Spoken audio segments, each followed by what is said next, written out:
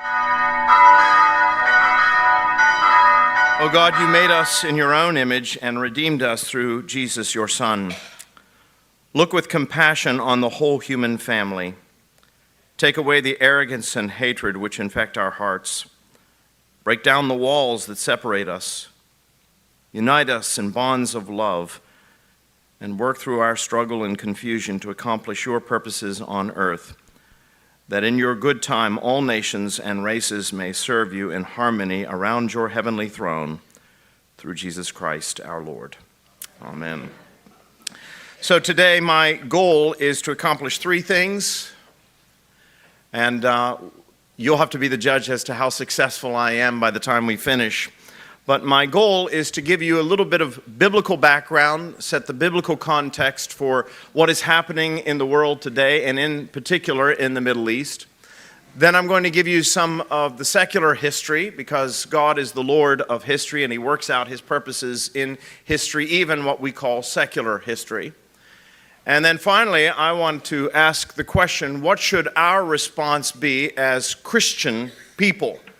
Not as Americans, because first and foremost, if we're the followers of Jesus Christ, we are citizens of the kingdom of God. And so what should our response be to what's taking place in the Middle East today as Christians, remembering that Jesus Christ died for all? And so those are the things that I hope to accomplish in the time that we have this morning. So it's going to be somewhat rapid fire, and I apologize for that. But as I said, hopefully by the end you'll come away with perhaps just a little better understanding of the complexity of the situation in the Middle East and why it is that we need to be praying earnestly for the peace of Jerusalem. Now, if you've seen any of the Star Wars movies, you know that they all begin in precisely the same way, with the words, "A long time ago in a galaxy far, far away." And what I want to suggest to you is that the story of what is happening in the Middle East, the story of what is happening in the land of promise or in Israel, the story of the Jewish people in that part of the world is a story that began a long time ago. And in a culture, in a world, in a society that is as different from our own, as foreign from our own, as a galaxy far, far away. And that's one of the reasons why it becomes very difficult for us as Americans to understand the situation. So it's a long story, it's also a complicated story, and the story begins in the very first book of the Bible, in the book of Genesis, with the calling of this man, Abram. You can find it in Genesis chapter 12. Now the Lord said to Abram, "Go from your country and your kindred and your father's house to the land that I will show you. And I will make you a great nation, and I will bless you and make your name great, so that you will be a blessing.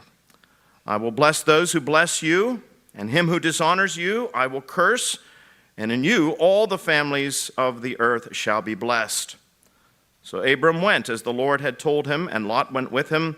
Abram was 75 years old when he departed from Haran. And Abram took Sarai his wife, and Lot his brother's son, and all their possessions that they had gathered, and the people that they had acquired in Haran, and they set out to go to the land of Canaan. So that is the calling of Abraham, who is the father, incidentally, of both the Jewish and the Arab peoples. So this is the beginning of the story. It's a story that begins 4,000 years ago. That is a long time past. We as Americans have difficulty remembering events that took place 260 years ago or so. I mean, if I were to ask you, how many of you can name the first 5 presidents of the United States of America, how many of you would pass the test? Some of you might, but I rather suspect that most of you would probably fail. You might be able to name the first, the second, maybe even the third, but you would have difficulty with the fourth and the fifth. That would be my wager. Well, this is a story that begins much further back than that, with this promise that God makes to Abraham. And for our purposes this morning, it's a promise that has 2 important components. First, God promises to take Abram and make him a great nation. He says that your descendants will be more numerous than the stars in the sky and the sand on the beach. Now, you understand that that was an extraordinary promise to make to Abram, in part because we're told in the Old Testament that his wife was well beyond childbearing age. I think that's one of the most dismal descriptions of a woman anywhere in Scripture or in literature. She's simply described, that's how Sarah is described, as a woman who's well beyond childbearing age. Isn't that sad? The description of Abram's even worse. We're told he was as good as dead. But nevertheless, God makes a promise to this one that he will have an heir. Regardless of how it may look from a human perspective, he is going to have an heir. He is going to make Abram a great nation. That's the first part of the promise. The second part of the promise is that he is going to give him a land of his own, a land that is to be his possession. And basically, the story of the Old Testament is the unfolding of God's purposes in history through Abram and his descendants. It is the story of God fulfilling that promise that is made in Genesis chapter 12. The whole history of the Old Testament, finding its ultimate fulfillment, I might say, in the person of Jesus Christ. Now, you know the story of the Old Testament. We don't have time to go through all of it. Just to highlight a few points, Abram did indeed, in spite of the bleakest of circumstances, have a son. He had Isaac, who is described as the child of the promise, Abraham and Isaac. And Isaac had two sons, Jacob and Esau. And from Jacob, who had 13 children, 12 sons, from his sons and his descendants will come the 12 tribes of Israel. So what you start off with in fulfillment of God's promises is a man, and then a family, and then a people, and ultimately, as we are going to see, a nation, a great nation. Now, Jacob was taken to this same land that his father Abraham and Isaac had been taken to. But you know that Jacob did not stay there in this land, that ultimately he would end up in Egypt. A famine blighted the land at that time, and so Jacob and his family ultimately went to Egypt. That's a whole other story, the story of Joseph and so forth. But that's where Jacob dies. He dies in that land, and his family remains there in Egypt. They're hardworking, they're industrious, they're prolific, they're fruitful, they multiply.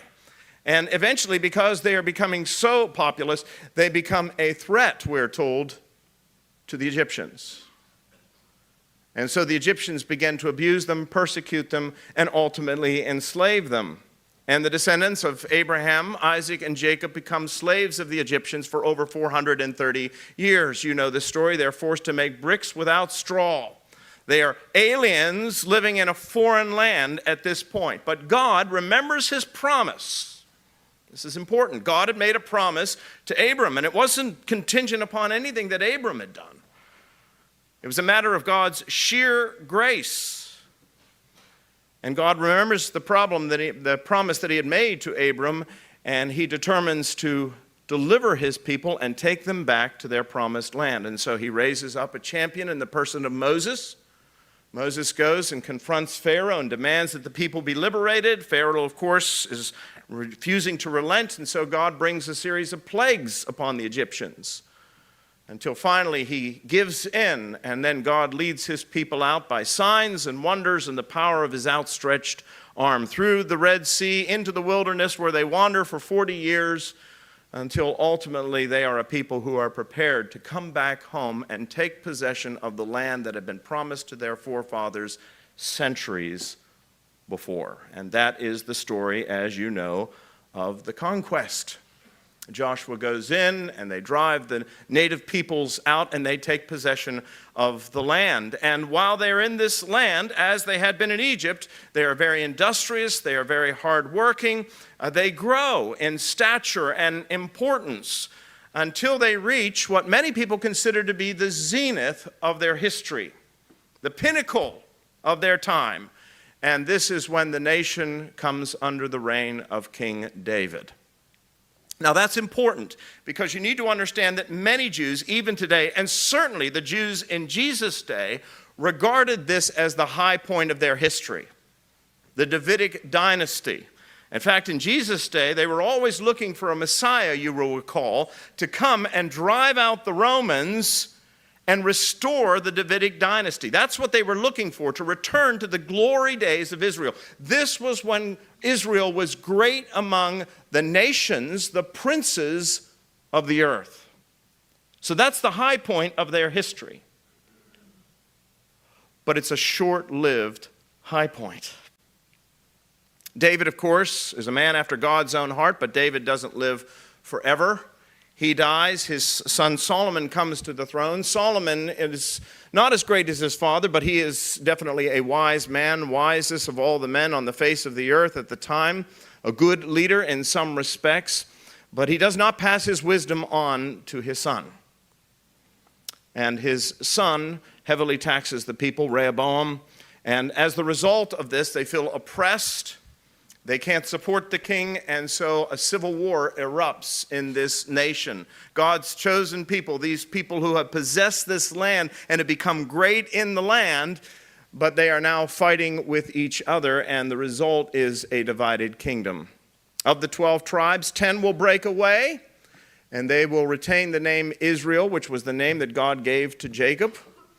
They will retain the name Israel, and they'll become the northern kingdom. They'll control the northern part of this land that had been given to Abraham and his descendants. 2 tribes will remain faithful to Rehoboam in the south, and they will become known as the nation of Judah. Incidentally, that's where the name Jew comes from. All right?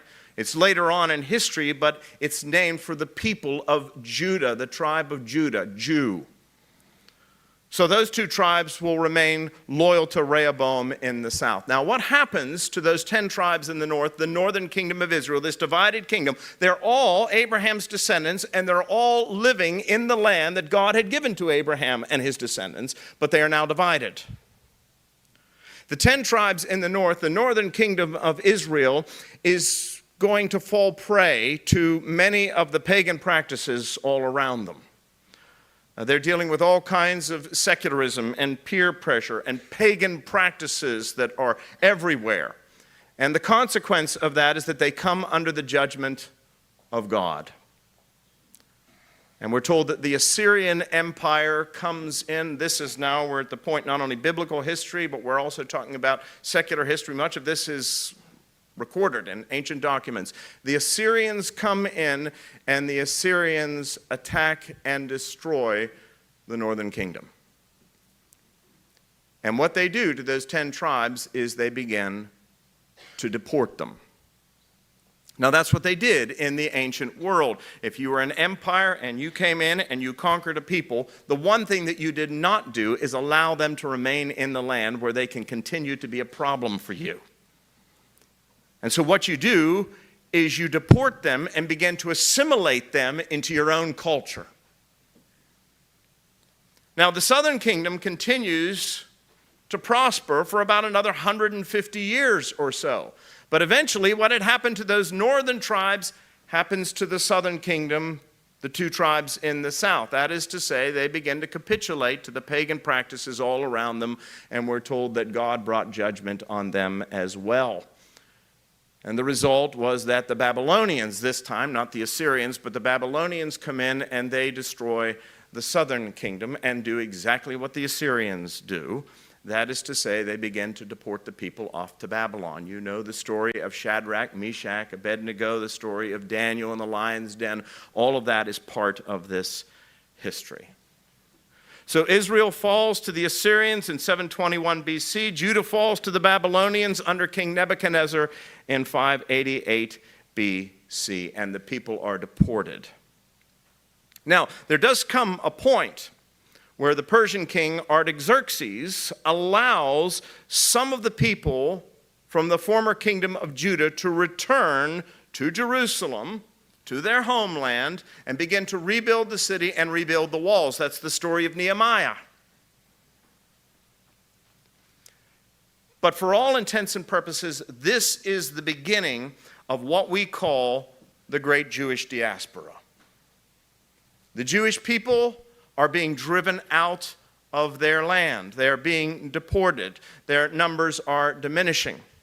Now, that's not to say that people don't remain in the land. It's impossible to deport an entire population. It was certainly impossible to do that in the ancient world. But the point is this: Israel, as a nation state, at this point, ceases to exist.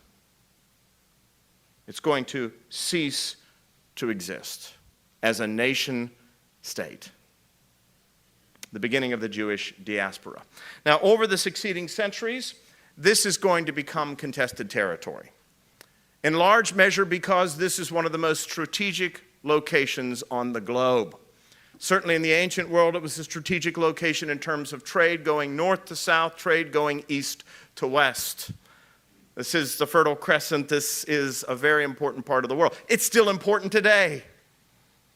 That's why it's front page news. This is why it's the headlines, is because this is still a strategic location in the world today as it was then. And so successive generations are going to fight over this area.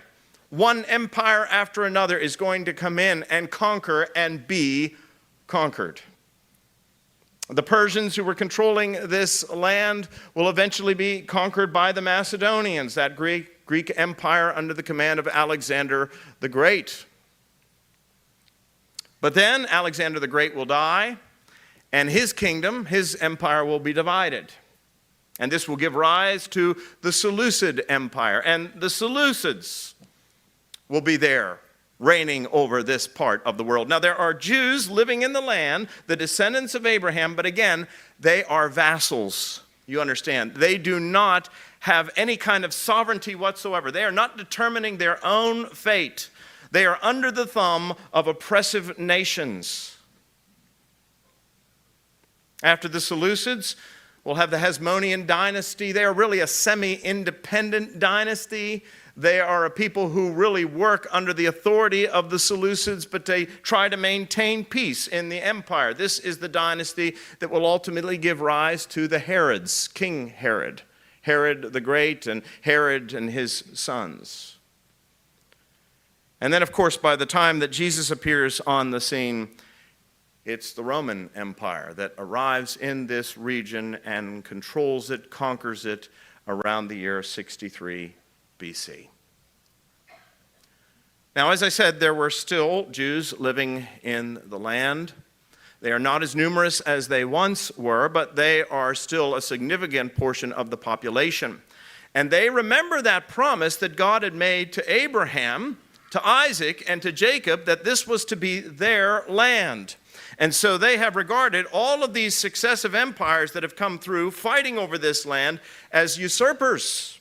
They regard them as pagans. They feel that it is their birthright to drive these people out. And that's why I said at the time of Jesus, that's what they're looking for. They are looking for a Messiah, a Savior who is going to come, defeat the Romans, and establish a new throne, a Davidic dynasty, and make the people, God's people, great among the nations of the earth. That's what they're longing for. And so, in the 100 years leading up to the destruction of Jerusalem, which we're going to talk about in a moment, do you understand that there were over 100 messianic uprisings? That is to say, Jewish people trying to throw off the yoke of oppression that these people had had on them, these successive empires, and in particular the Romans. Now, if you know anything about Roman history, you know that the Romans are determined to be large and in charge. And they are not going to tolerate this for very long. And furthermore, the Romans, among all these empires, knew how to deal with messianic uprisings, with revolutions. You cut off the head and the body dies. So what they would do is they would kill the messiahs. And they did that over and over and over again until finally the Romans said that they had had enough. And what they decided to do. So in the year 70 AD, the Romans have had enough. And they are determined to clamp down hard on these troublesome Jews. And that's exactly what they do. the Roman general Titus comes in with multiple legions and they sack the city of Jerusalem. Jesus had actually foretold this on one occasion with his disciples. They were walking through the city of Jerusalem, and the disciples said, "Look at the temple and all of its beautiful stones and monuments." And Jesus said, "I tell you the truth, the time is coming when not one stone will be left standing upon another." And that's exactly what happened in the lifetime of the very men who were hearing Jesus' words. In this year 70 AD, the Romans came in and they sacked the city of Jerusalem. They razed the temple, destroying temple practices once and for all. They burnt the city, and they put, some estimates say, over 100,000 men, women, and children to the sword. So this was, in many ways, a low point in the history of the Jewish people, because now it wasn't just that their land was controlled by another, but the whole temple practice of sacrifice by which they would have the covering of sins, it was gone. It was gone. And after the year 70 AD, for about 2 decades, the Romans began a systematic purge of this land, oppressing the Jews, persecuting them, trying to keep them down. And many Jews give in. That is to say, they decide that with the destruction of the temple, there is no longer a place to worship, and there is such persecution that they begin to leave this land that had been given to them, and to go to other parts of the Roman Empire where persecution is not nearly as great. So it is a massive scattering and persecution of the people. It's a time of great difficulty. Now, the Roman Empire lasted for a long time, but it did not last forever, and it eventually gave rise to the Byzantine Empire. You know that the western part of the empire collapsed. It collapsed in the year 476 AD, and the empire was moved to the east. It was moved to Constantinople, now Istanbul. And when that happened, many of the Christians that were living in Rome, by this point the Roman Empire had become Christianized. Many of the Christians that were living in the western part of the empire fled the invading tribes and came to the east, and large numbers of them settled in Palestine, in the former Roman province of Palestine. This was the high point of Christian occupation of the Holy Land. At this point, during the Byzantine period, the primary population of what we call the Holy Land today, Israel, were Christians. All right, that had never happened before, so they are now the dominant force in this area. But unfortunately, as they come in, we see a corresponding, this is one of the sad points in the history of the church, I'm sorry to say, but we see a corresponding rise of anti-Semitism. The Jews have always been an oppressed people. In fact, this past Wednesday, as I was teaching my class on Romans, somebody asked the question, why is that the case? And I gave a twofold answer. One answer is because they are God's chosen people, and in our human hearts we're rebels. We are opposed to the things of God, so we shouldn't be surprised that God's people then should be oppressed. But the other reason is very practical. It's because they're different. And let's be honest, we really don't like people who are different. We are fearful of people who are different. And the Jews were different. They followed different customs. They dressed differently. They had different dietary restrictions, and people thought they were strange, and so they were oppressed. And unfortunately, this was the case during the Byzantine period. Jews, for example, still living there in the Holy Land, those who had remained were prohibited from building houses of worship. So no synagogues were permitted during the Byzantine period. Jews were prohibited from holding public office. They could not be elected, so there was no representative government for them.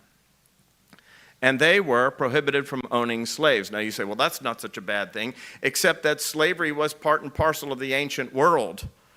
And it was normally a sign of influence and power, which tells us that they had none of it. Now, as we had seen in a previous period, there are going to be the rising and the falling of different empires. And the Byzantine Empire does not last either. There's going to be empire after empire throughout this region. The Mongols will come in and rule this area for a time. Then the Mamluks. Then the Ottomans will finally arrive. And that's going to bring us up to the current present period. The Ottomans will control this land from 1516. They will come in, drive all the other nations out, and they will control this area for over 400 years. I think most of us in the West are really unfamiliar with the Ottoman Empire, but it was a vast, powerful empire. It ruled over this entire region, 1516 to 1918. During the Ottoman period, I want you to understand there were only 5,000 Jews living in Palestine. So their numbers have diminished greatly. This was the land that had been given to them and to their forefathers, and there are only 5,000 left. We may have more Jews living in Charleston today than they had living in the Holy Land at this point. It was a sad, sad end. Which brings us then to the modern era. The end of the 19th century, the beginning of the 20th century, and a movement which was known as Zionism. There was an intellectual living in the Austrian-Hungarian Empire. He was a lawyer. He was also a journalist. His name was Theodor Herzl. He, of course, was Jewish, and living in Europe, he had experienced a great deal of anti-Semitism personally, and he had seen this on a widespread level. And he had a heart for his own people, and he had come to the realization that if the Jews were to survive as a people, unique, not just an ethnic group, but a religion as well, then they were going to have to come together because they were so scattered throughout the world that they lived in little communities, little pockets, but they had no influence. And what's more, all of their traditions were in danger of being lost as they were assimilated into Western culture. And so he wrote a book which was entitled Der Judenstaat. It means the Jewish state.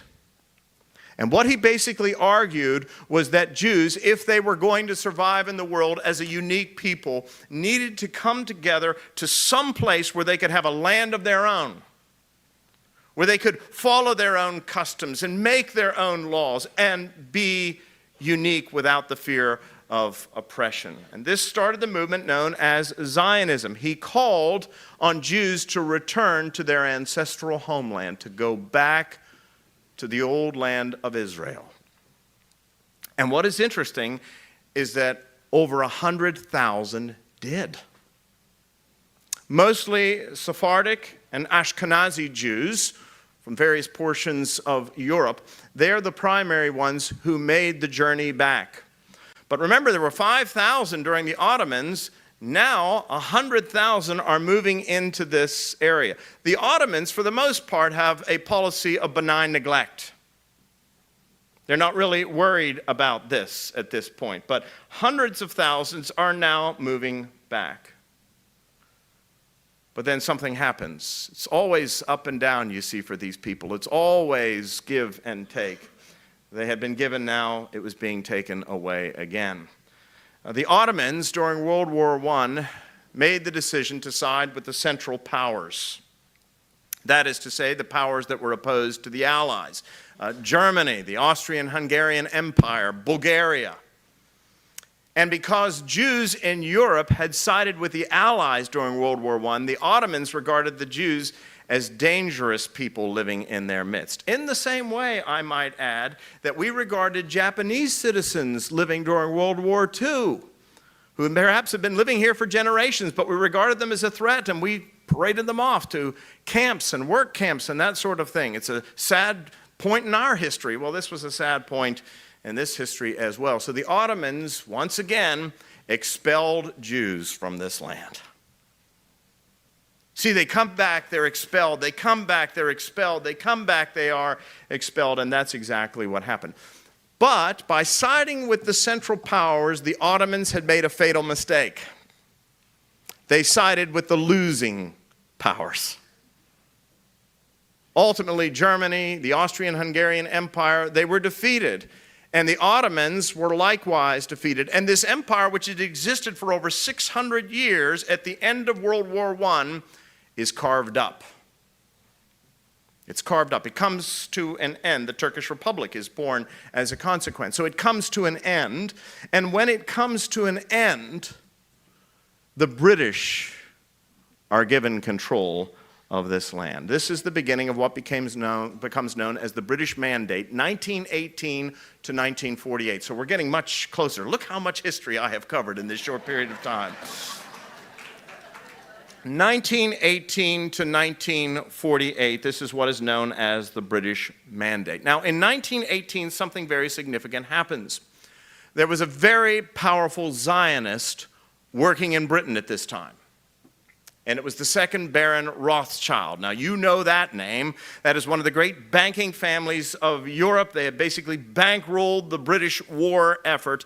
And Rothschild wanted to see his people restored to their land. During the British Mandate, the British are open to Jews coming back. And so while they've been expelled by the Ottomans, they start coming back during the Mandate.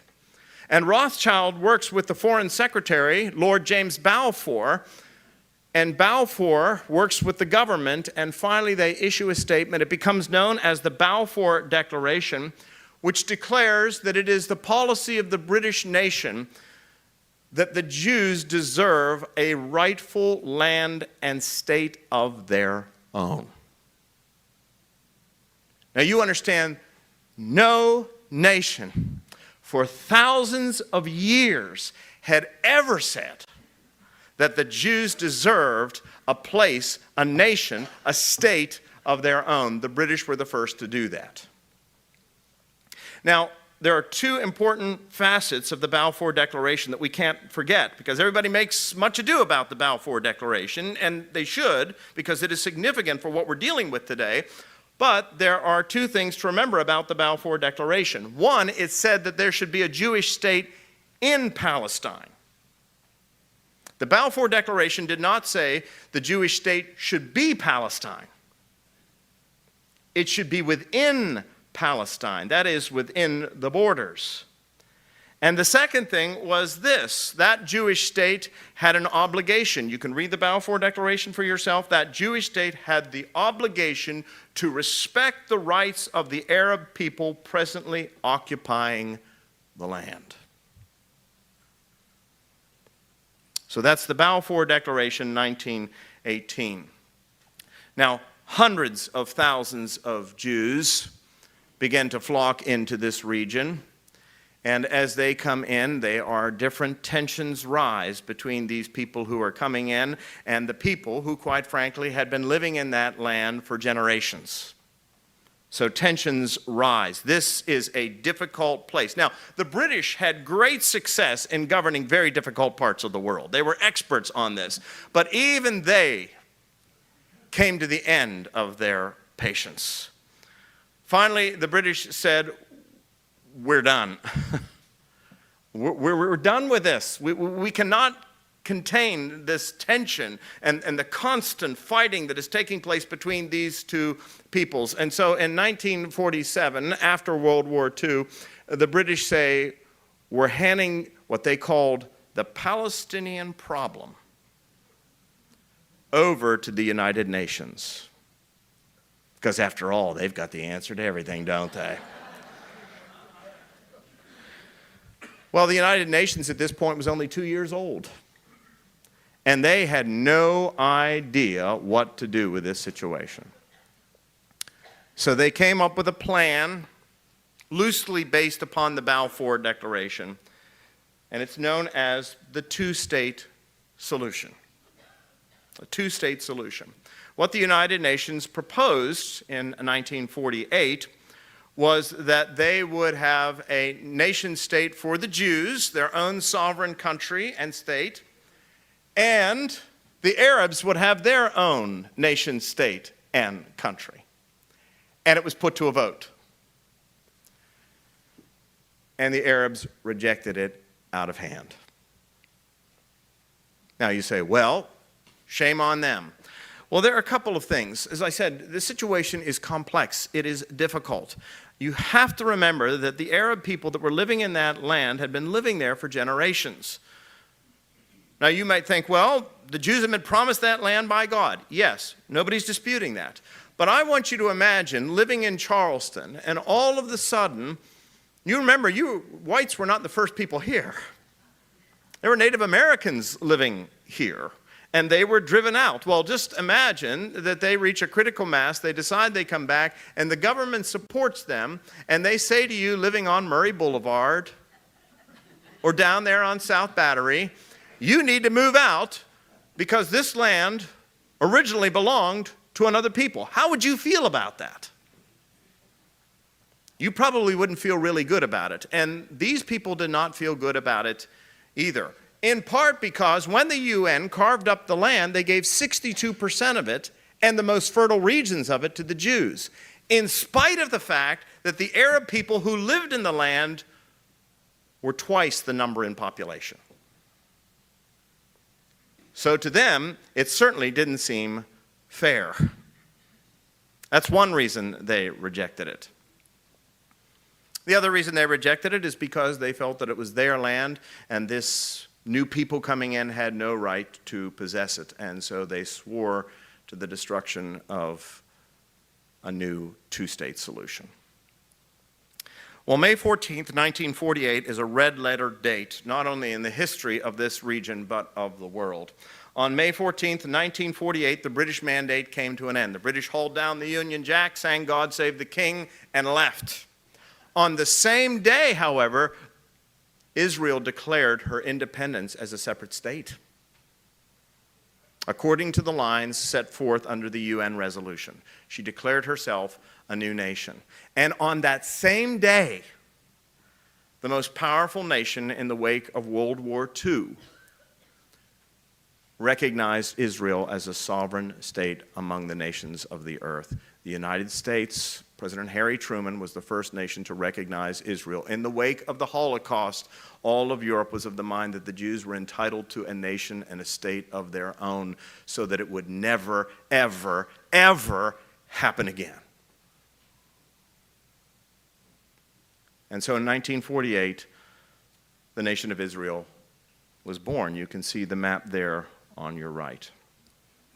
Now, we don't have time to go into this, but there was a group of people that were opposed to this, and they became organized. They would eventually become known as the PLO, the Palestinian Liberation Organization. It was created in 1964. It would declare its independence in 1988. But the point that you need to remember is that Jews are now back in the land in great numbers, having come in during the British mandate. They have now been given a nation, a state, within the land that had been promised to Abraham, Isaac, and Jacob thousands of years before. It's really an extraordinary turn of events. Now, there's an old hymn that goes like this: Zion stands by hills surrounded, Zion kept by power divine. All her foes shall be confounded, though the world in arms combine. Well, that's an apt description of Israel's history. Zion stands by hills surrounded. From the moment of her birth, she was opposed by all of the Arab nations around her. Lebanon, Syria, Jordan, Egypt, they all were opposed to the existence of Israel as a state, and from the beginning they all swore to the destruction of Israel. Now, we don't have time to go through all of the conflicts because it has been continuous. But let me just highlight a few of the significant wars that Israel has fought. She was only born in 1948, folks. We haven't fought this many wars, and we were born in 1776. There was the 1948 Arab-Israeli War when all of those nations, Lebanon, Syria, Jordan, Egypt, they all attacked Israel, trying to wipe her off the face of the earth. There was the Six-Day War in June of 1967. That involved Egypt, Jordan, and Syria, EJS, that you see up there on the screen. The significant thing about 1967, as it pertains to what's going on today, is that in that war, Israel dominated, and she took back areas, or she took areas, I shouldn't say took back, she took areas that had previously been controlled by the Arabs. Namely, the West Bank, the Gaza Strip, and East Jerusalem. And these, of course, are exactly what we're dealing with. So Israel seizes those in 1967 and has never given them back. All right? 1973, you have the Yom Kippur War between Egypt, Syria, and Israel. It's an attempt to regain those lost territories of the West Bank, Gaza, and East Jerusalem. And Israel is once again successful. There is the 1982 Lebanon War, in which Israel invades Lebanon to expel the PLO. Then there's the First Intifada, 1987 to 1993. That means an uprising on the part of the Palestinian people, again in the West Bank and in the Gaza Strip. The Second Intifada, 2000 to 2005. The Lebanon War against Hezbollah in 2006. The Gaza War against Hamas, 2008, 2009. The Gaza War against Hamas, 2012, 2014. Israeli-Palestinian crisis in 2021, where Hamas makes rocket attacks against Jerusalem and the development of the Iron Dome system. And then you have the present crisis, the issue with Hamas today, the Sunni branch of Islam, and Hezbollah, the Shia branch of Islam. Zion stands by hills surrounded. As the old poem says, the charge of the light brigade, cannons to the right, cannons to the left. A people surrounded by others who want to wipe her off the face of the earth.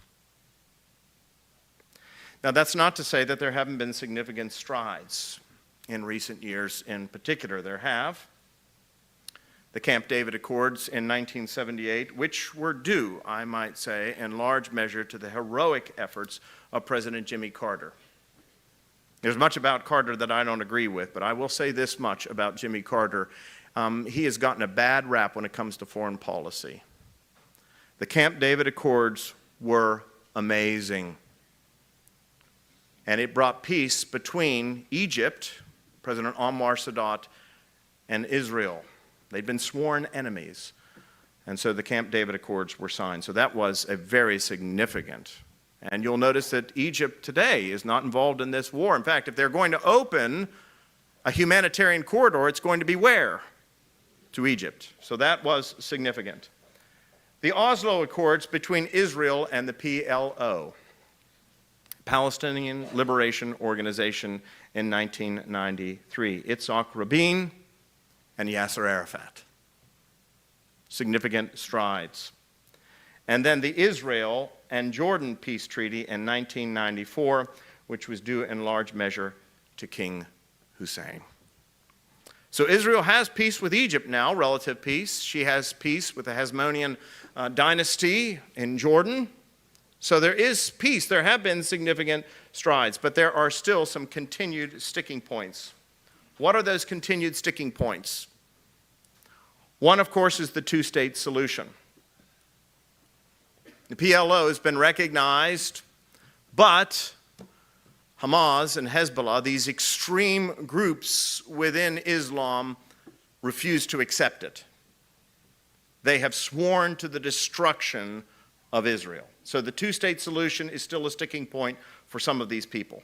Settlements in the land gained in the Six-Day War. This is an issue. Again, as I said, the West Bank, East Jerusalem, the Golan Heights. The United Nations has declared Israeli settlements in those areas illegal, according to international law. Remember, Israel had taken that land in 1967 and refused to give it back. Well, the problem was that when they took it, there were people living there. And they have systematically driven those people out and established Jewish settlements in those areas. What has happened to those people? Well, the surrounding countries have refused to take them, and so they have become refugees. They are orphans internationally. They have no citizenship anywhere. You know, when you travel around the world with the United States passport, you have the full force and authority of the United States government behind you to protect you. Israel's doing everything in its power right now to protect and get back its citizens that were taken as captives. These people have no one to represent them. They are international orphans. Now, Israel responds to this charge that what they have done is illegal by saying there was no legal owner prior to the possession. The Arabs had rejected the two-state solution, so nobody really owned this land. It was no man's land, and now they have it. Another sticking point is Israeli control of Jerusalem. They took Jerusalem and access to the Temple Mount. As you know, that is a huge issue because there are two very important Islamic sites there. But Israel controls it, and there have been recently attempts for Israelis to go there and to be able to worship and so forth, and that has become a huge sticking point. And then, as I said, the refugees, all of the Palestinians living in this land, 5.6 million of them who are the descendants of those who were driven out in 1948. So you can begin to see, oh my goodness, this is a long, complicated history. Now, I want to close by simply asking the question, what should our response be as Christians? I know that this is a hot political issue. I know. And there are people that say, well, Israel has every right to defend herself. And yet, over on another side of the political spectrum, you have other people that are saying, no, what's going on over there is a humanitarian crisis and Israel's gone too far. What are we as Christians to make of this? What should our response be? Not as Americans, not as Republicans, not as Democrats, but as Christians, as the followers of Jesus Christ. Well, our first response, I would suggest to you, is that we need to pray for Israel. We have an obligation. She has every right, especially in light of what happened in the 1930s and the 40s. She has every right to be a people and to be a nation. And Israel was created and it is recognized as a nation, and we need to pray for these people and the terrible things that they have experienced over the course of the past week. I don't need to go through the catalog of all the heinous crimes that these terrorists have experienced and have perpetrated. And furthermore, as Americans, in the wake of September 11, 2001, we know what terrorism looks like and how difficult it is to combat. And we have a bounden obligation and duty to pray for Israel. But we also have a bounden duty and obligation to pray for the Palestinians. I want you to think about the population in Gaza right now. There's 2.3 to 3 million people living in that land. 68% of the population is under the age of 18. 50% of the population is under the age of 15. The United Nations estimates that there are 500,000 pregnant women in Gaza right now. You know, as Americans, we always want to make it simple. All I want you to tell me is, who are the good guys, who are the bad guys? Who wears the white hats, who wears the black hats? That's what I want. It's just not that simple, folks. It is a very complicated situation. And there is going to be untold human suffering as a consequence.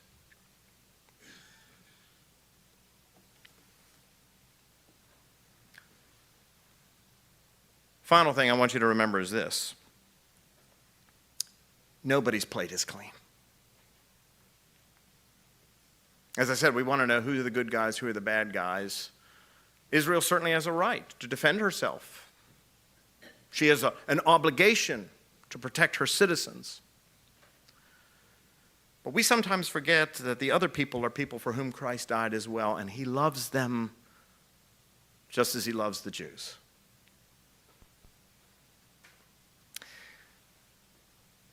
While the crimes of Hezbollah and Hamas deserve to be punished, and punished to the full extent of the law, we shouldn't forget that Israel also has a biblical mandate.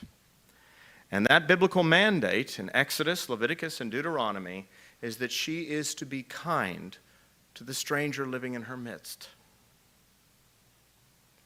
You shall not wrong a sojourner or oppress him, for you were once sojourners in the land of Egypt. You shall treat the stranger who sojourns with you as the native among you, and you shall love him as yourself, for you were once strangers in the land of Egypt, for I am the Lord your God. Love the sojourner, therefore, for you were sojourners, strangers in the land of Egypt. A man once came to Jesus and asked the question.